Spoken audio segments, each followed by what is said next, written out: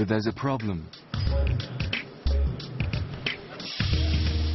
No matter how many times they try, the clamp won't fully release.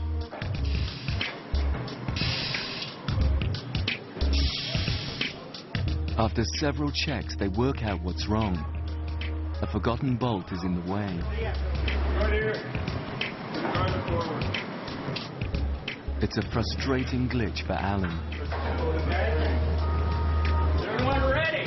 Going back. The clamp is off, but it's a delay that Alan could do without. Going to get them floors out. Yeah. At last, the true scale of the wing becomes clear. The final job is to make sure that all the attachment points have been released. To forget one now would be disastrous. If we did forget something, then it would, the component which was still attached would get deformed, damaged. Right, we're ready to go. We want everyone in place now, and then it's like we're going for it now, completely. Right, gather round please, gents. The operations team and the crane driver is going to take some weight. We're going to release the front spar, and then we're going to remove the wing. Try to stay calm, don't panic. We'll do everything nice and slowly, there's no rush now, but once we start, we're not stopping. Thanks very much.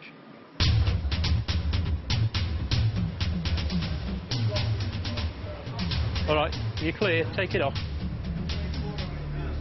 Get that spar support out, please. Is it down? Right.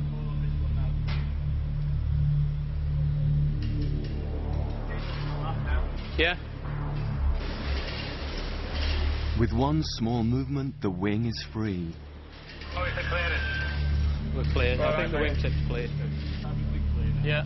Now it can be lifted clear of the main jig and into the next hall.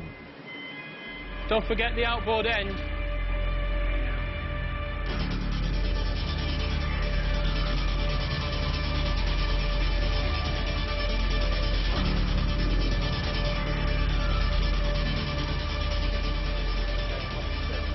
For the team, it's a dramatic climax to 3 years of hard work.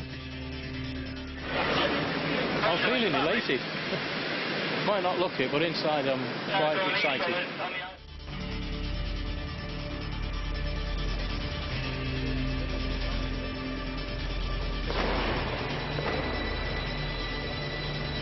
Well done, Jim.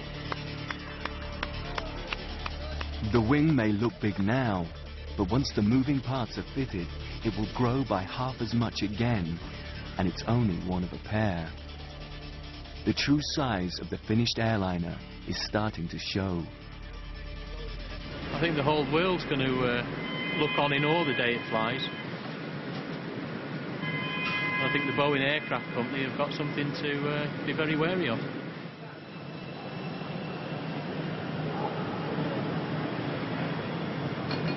But even as the wing is lowered into a horizontal position for its final assembly, the finer points of the A380's design are still far from finalized.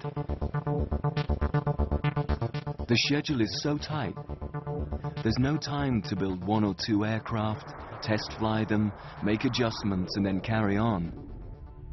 Modern computer design and simulation techniques mean that everything is happening at once.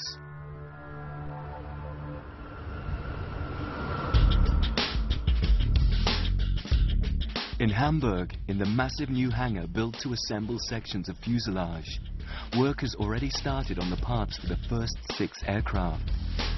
Even though it will be over a year before the first A380 is in one piece, let alone racing down a runway.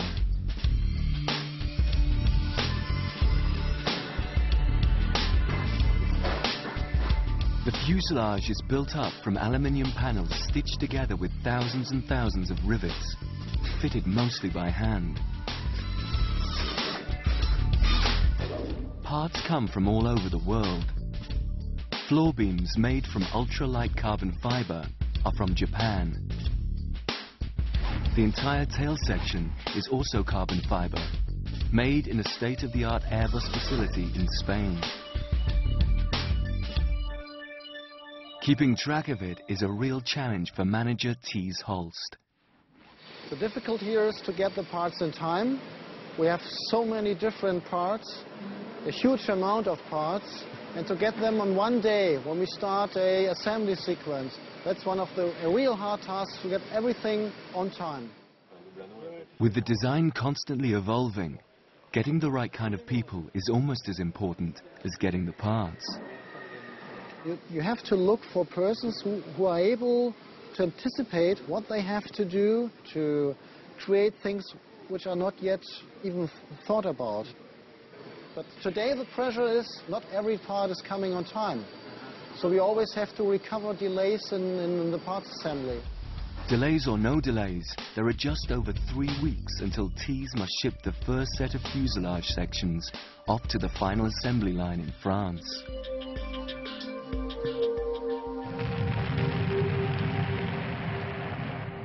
Everyone at Airbus is feeling the pressure, especially those at the top. With a project lasting years, each must find their own way to deal with the inevitable stress.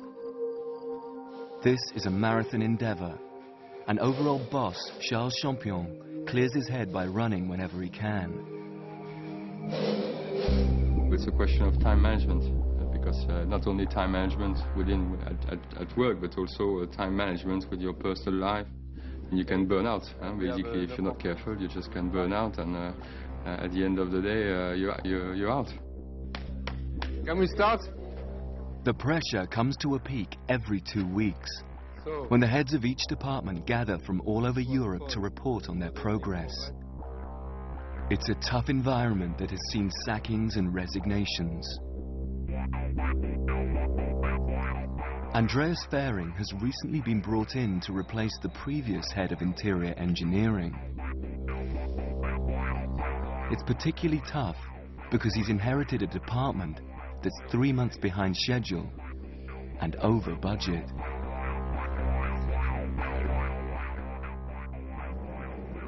Team and myself, we are under enormous pressure because we have to keep the timeline and we are late. We have to keep the budget line and we have major difficulties to do so. For Andreas and his team, the size of the A380 project is already taking its toll. The people are exhausted already. And sometimes they are a little bit, let's say, overstressed, and the reaction is overstressed as well. Because if you then have a very, very quick requirement coming in, you have to do this, you have to speed up, and so on. They do not understand because they are working like hell already.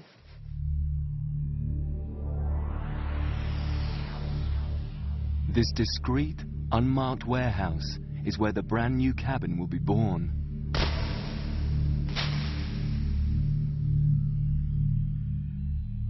Here, in private, is where Airbus and the airlines can agree exactly how the inside will look. Now let's enter inside what we are doing over here. Having the impression The workload is massive. Each airline wants a customized interior, so Andreas has to engineer dozens of unique features to keep them all happy. This is something when you have discussing with the customers, you don't show him a mock-up of the wing or a mock-up of the vertical stabilizer or something like this. You show to him a mock-up of the cabin, giving him the impression how it could look like for his customers, the area where he is earning the money. You can change the lighting area over here. You can have green light, you can have blue light. Andreas has the difficult task of turning the airline's high expectations of showers and the like into reality.